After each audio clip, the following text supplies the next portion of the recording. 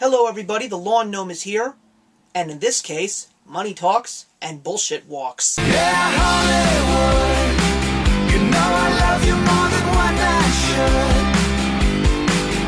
Yeah, Hollywood, well kiss me good.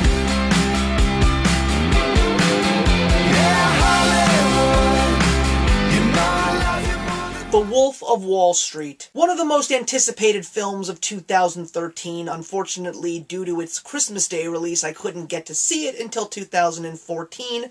And of course, why wouldn't I? It is the new Martin Scorsese masterpiece, and pretty much it was exactly what I anticipated it to be.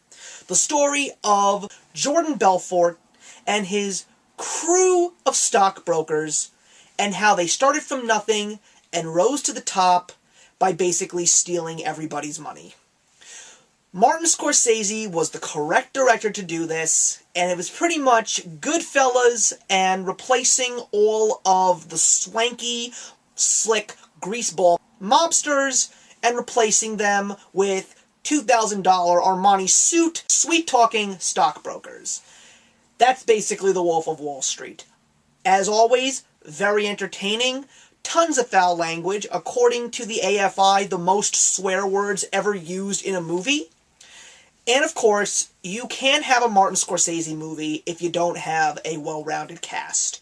Rob Reiner, Jonah Hill, Margot Robbie, someone who I have known from the very beginning thanks to a little show named Pan Am, a small stint in the film played by the brilliant Matthew McConaughey, but of course, who did I leave out? You guessed it. The one reason why you have to see this movie, no matter it being 3 hours long. Give this man the Oscar because Leonardo DiCaprio has given us the performance of his career.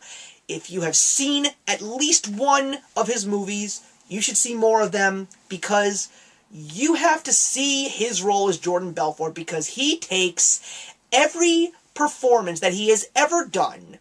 Every persona, every characteristic has been weaved into this one character and put together in one neat little package, and you have such an incredible Leonardo DiCaprio performance, and I will say this right now, if he doesn't get nominated, you will not only see me doing a pre-Oscar snub, I may in fact do a post-Oscar snub, just to continue venting my frustrations about how horrible it was to shun this man from the prestigious Academy Awards.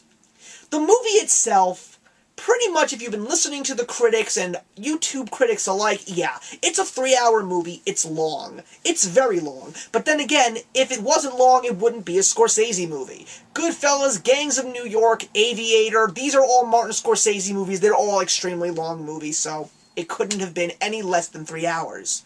However, 90 minutes into the movie, it's very fun, very entertaining, and then it just hits this big dip, and it drags for the rest of the movie. But Scorsese never tries to make you walk out of a theater. He always keeps those little nuances in that movie all the way through, so you will sit your ass down in the theater and continue to watch that movie until the credits roll. But, as I was saying before my rant, the movie was very realistic to what Jordan Belfort and his guys were really doing. It was a life of crazy partying and ecstasy because they knew what they were doing and they didn't give a rat's ass.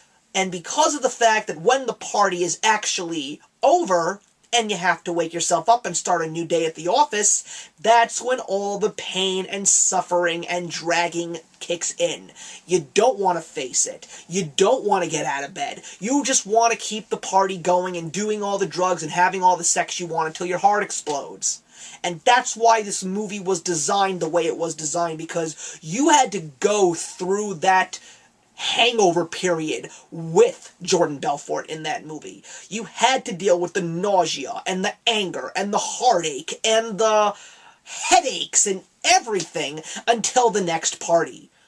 And unfortunately, it just kept going until officially you know what happened to Stratton Oakmont and Jordan Belfort. Is this the best movie that Martin Scorsese has actually made? No. Goodfellas will still and always be, at least to me, the #1 Martin Scorsese film of all time. Was this a very good and entertaining movie? Of course it was. It will probably be in my DVD collection, alongside all of his other greats, and especially considering that I love the performance of Leonardo DiCaprio. But I would say that if you missed it, don't lose sleep over it. If you don't want to sit in a movie for 3 hours, but you want to see a movie like this, go and rent the movie that was based on this actual story, and I'm talking about Boiler Room. It's pretty much a very similar story, but a little bit shorter, and still entertaining nonetheless. The Wolf of Wall Street gets 3 out of 4. Thanks for watching, guys. Hope you enjoyed, and I'll see you in the next video. Actions speak louder than words.